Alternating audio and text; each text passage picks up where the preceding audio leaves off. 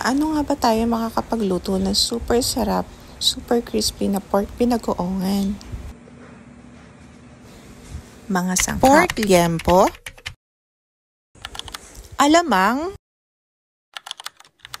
bawang, sibuyas, kamatis, atswete,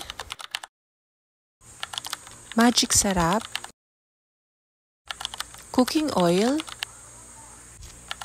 Himalayan salt or kahit anong klase ng asin, asukal, harina at paminta, pork cube at pulang sili. Ihanda natin ng pressure cooker. Lutuin na natin ang karne. Lagyan ng tubig. At pakuluan. Lagyan din natin ng konting asin. Ihanda na muna natin guys ang mga panggisa natin kagaya ng bawang, sibuyas at kamatis.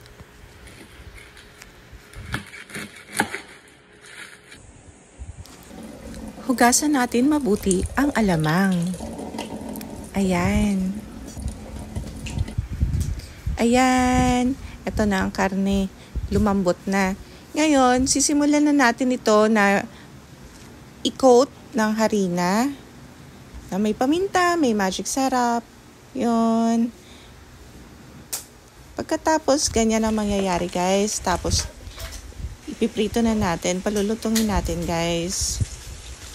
Magsimula na tayo mag-isa ng bawang, sibuyas, at saka kamatis. Ilalagay natin guys ang alamang. Tapos lalagyan natin guys ng asukal. Pagkatapos nun, yun na yun guys. Lalagyan na lang natin ng magic sarap. Ayan. Lagyan natin ng pork cube, pampalasa. Halu-haluin lang natin.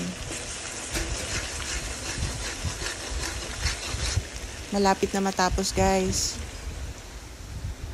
Ayan, i-plating na natin guys.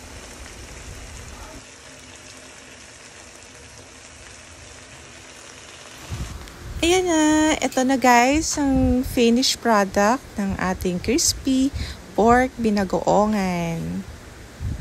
Tara, magluto tayo. Thank you for watching!